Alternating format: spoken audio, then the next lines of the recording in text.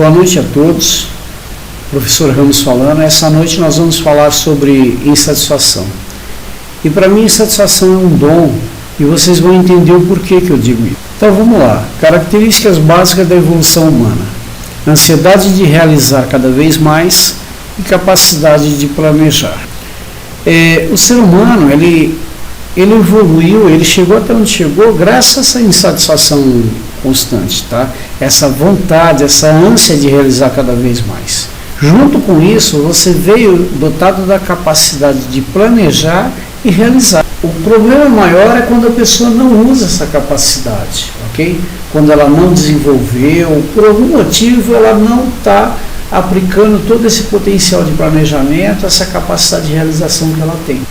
Essa insatisfação constante a gente chama de a eterna busca do inconsciente. E para falar dessa eterna busca, a gente precisa falar de pulsão. O que é a pulsão?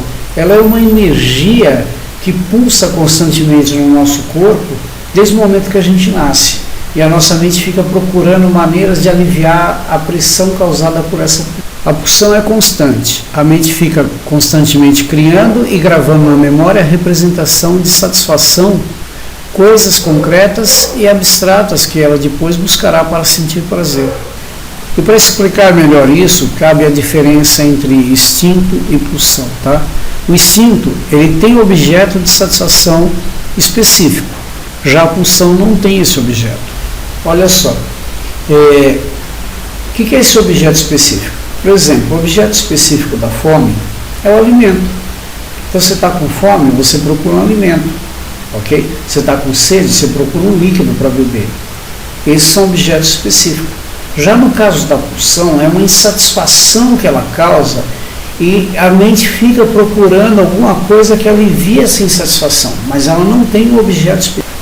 Para explicar isso, a melhor maneira é usar como exemplo o ato de mamar. No ato de mamar em si, o bebê está satisfazendo o instinto da fome, ok?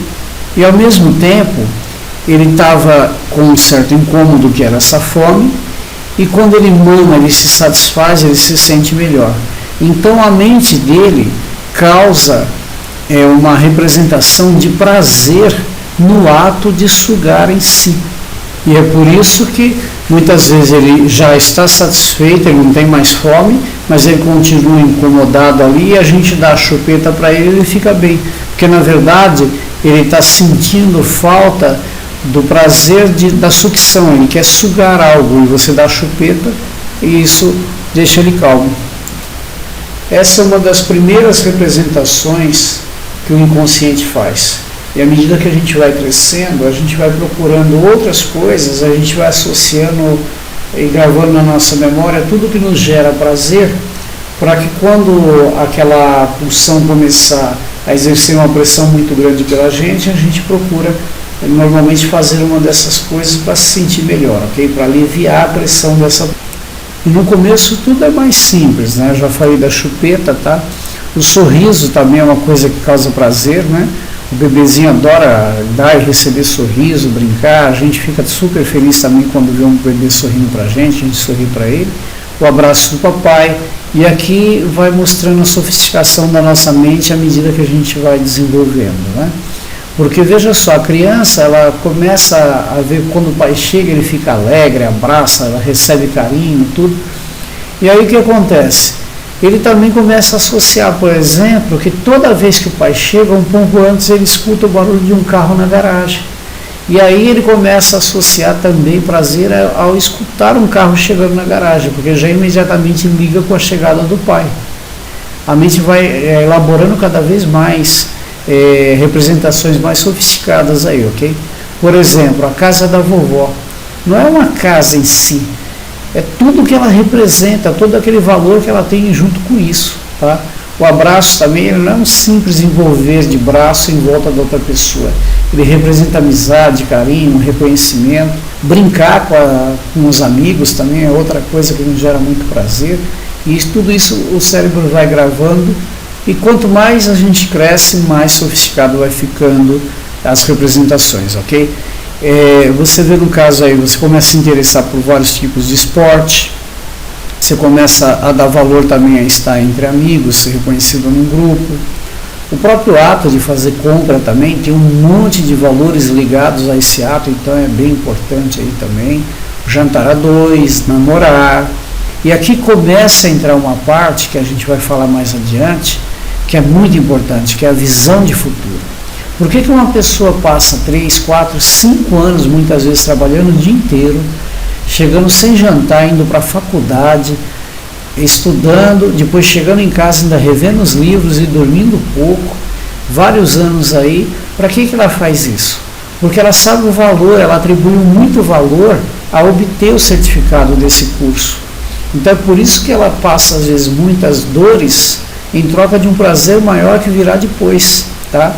Então você começa a suportar certas dores fazendo coisas necessárias para conquistar outras coisas mais. Vem o carro, vem a casa e um monte de outra coisa que a gente muitas vezes está disposto a fazer sacrifícios em troca de um prazer maior, porque essas coisas nos representam algo muito importante, algo que nos vai gerar muito prazer em realizar. E veja bem, tudo isso você pode realmente, com planejamento, com dedicação, conquistar, ok? Agora, existe um problema. Para o teu inconsciente, o que importa é a sensação. Não importa se você está vivendo isso na realidade ou em uma fantasia, ok? Então, é como eu falei, tanto faz essas conquistas serem reais ou imaginárias. O que importa é a sensação. Você pode passar o dia inteiro nessas atividades que estará tudo bem para o seu inconsciente. Mesmo que a sua vida esteja um caos, se você consegue ter essas sensações, estará tudo em ordem no seu inconsciente. E isso é muito sério, gente. Vamos examinar esses desenhos aí, ok? Essa senhora aí da primeira foto, ela está chorando. Agora, ela está chorando por uma coisa real ou por uma coisa imaginária que está na televisão, tá? E pode ver que na casa dela todo mundo deve assistir televisão o dia inteiro, porque até o cachorrinho, quando quer companhia, vai do lado das pessoas ali na televisão, ok? E você olha aí as roupas remendadas, quer dizer, uma situação de pobreza, ok? Então, é de se pensar nessa situação, ok? Ela vive pelo jeito mais a vida dos artistas da TV do que cuida da vida dela. E aqui na foto do meio, é uma situação que eu, como pedagogo especializado em neuropsicologia, não posso deixar de comentar. Uma criança na faixa de uns 6 anos, mais ou menos, assim como no nosso inconsciente, para todos nós, inclusive os adultos, no nosso inconsciente, o que está ocorrendo ali na televisão, tudo aquilo é uma cena real, uma realidade, tá? A criança com essa faixa de idade, ela acredita em tudo. Para ela, o desenho é uma coisa real. Tá? Você fala de Papai Noel, ela acredita, é vida real para ela. Então esse desenho mostra a televisão saindo uma linha de dentro da televisão e fazendo o inconsciente dessa criança. E realmente é bem isso que acontece. Muitas famílias deixam a criança às vezes o dia inteiro sem nem vigiar direito o que passa ali na televisão. E aí eu te pergunto, quem está educando o seu filho? Quais são os valores que estão sendo colocados no inconsciente dele? Porque isso vai ficar para o resto da vida gravado aí nele, ok? Essa outra foto aí da questão do esporte também, né? Na verdade, a gente pode analisar não só quem está assistindo na televisão, como quem está na arquibancada ali. Qual é a sensação que o torcedor tem? Na verdade, inconscientemente, ele se coloca como se ele estivesse jogando ali. Alguns clubes até falam que a torcida é a camisa 12.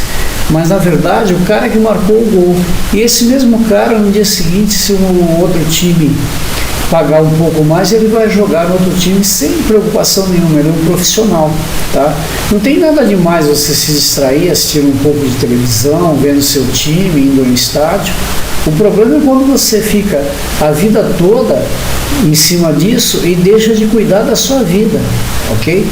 E tem muita gente que faz isso porque não teve preparo para ser diferente. Às vezes a vida da pessoa é tão difícil que ela prefere muito mais ficar nessa situação.